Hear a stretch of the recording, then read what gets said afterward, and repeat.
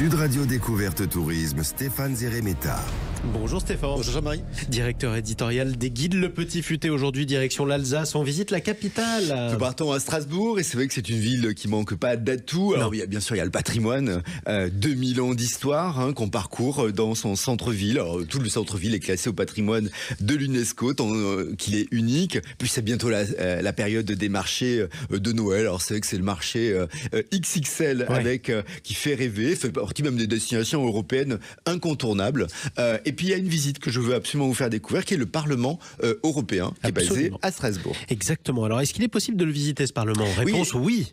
Oui, voilà. Sinon, et c'est ça que je vous le conseille particulièrement parce que ça permet de mieux comprendre le fonctionnement. C'est vrai que c'est une institution parfois assez complexe. On est un tout petit peu perdu. Qui paraît lointaine. Et là, c'est vrai que la visite est vraiment, on comprend absolument tout. Alors, le Parlement européen est élu tous les 5 ans. Il y a 720 députés cette année. Et c'est ici que la législation de l'Union européenne est votée. Les budgets aussi le sont. On a le Parlementarium Simone Veil. Donc, en fait, c'est parce que c'est le nom de la première présidente du Parlement européen. Première présidente élue, effectivement. Élue, voilà. Et on comprend mieux comme ça la mission des députés. Il y a plein de dispositifs immersifs lorsqu'on fait la visite. Il y a des tablettes tactiles aussi, une salle de cinéma à 360 degrés. Donc, c'est vraiment dédié et une visite organisée pour permettre de bien comprendre. Et on peut voir aussi, et là, on est en totale immersion. Il y a le calendrier, voir les députés en action dans l'hémicycle. On va pour ça assister depuis les tribunes. Il faut savoir qu'ils se réunissent à Strasbourg 12 fois par an. Ce sont les sessions plénières et ils débattent et ils votent la législation européenne. Oui, et puis c'est beaucoup plus transparent que ce qu'on pourrait penser. Alors on fait ensuite un bond dans l'histoire de France et on visite la cathédrale de Strasbourg. Alors direction le Moyen-Âge cette fois-ci, puisque la construction de la cathédrale s'est étalée sur 3 siècles, de 1176 à 1439. C'était d'ailleurs pas vraiment en France à l'époque, on peut le dire. Mais oui. Bon, ça n'empêche pas que... Maintenant, oui. Maintenant, absolument. En tout cas, c'est un chef-d'œuvre et ça permet de voir le panorama strasbourgeois, la haute flèche, 143 mètres de hauteur. Et puis à l'intérieur, on en prend vraiment plein les yeux parce que notamment l'horloge astronomique qui date de 1547 est complètement étonnante. Et plus que l'heure, en fait. L'horloge historique indique la date, la phase lunaire, la position des planètes.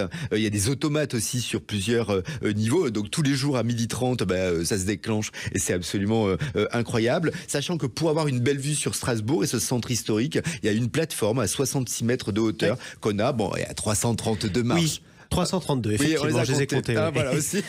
C'est un peu haut, mais c'est très joli et c'est bien sympathique. Ah, c'est super. Mais en plus, vous voyez l'Allemagne, le Rhin, la forêt noire et les Vosges. Allez, une plongée dans un décor alsacien typique. Direction le quartier de la Petite France. Voilà, Petite France, les canaux, les ruelles, les maisons à colombage, elles sont tellement merveilleuses. Elles datent du 16e, 17e siècle. C'est vraiment la carte postale de la région. Le quartier a été bâti au fil de la rivière de Lille. C'est très agréable. Bon, on se balade comme ça sur les quais, longés par ces façades colorées de vieilles bâtisses. Il y a aussi un musée d'art moderne et contemporain. Depuis la terrasse, on a une vue sur la Petite France, les ponts couverts, les hautes tours de garde. Ce sont les vestiges de la muraille moyenâgeuse. La collection du musée est également impressionnante puisque c'est de 1870 à nos jours avec des Picasso, Kandinsky, Monet, même des tableaux de Dali. Et il y a une salle qui est consacrée aux gravures de Gustave Doré. Superbe. Allez, on termine par un mot quand même sur Strasbourg à Noël. Oui, parce qu'il faut s'organiser. On va pas.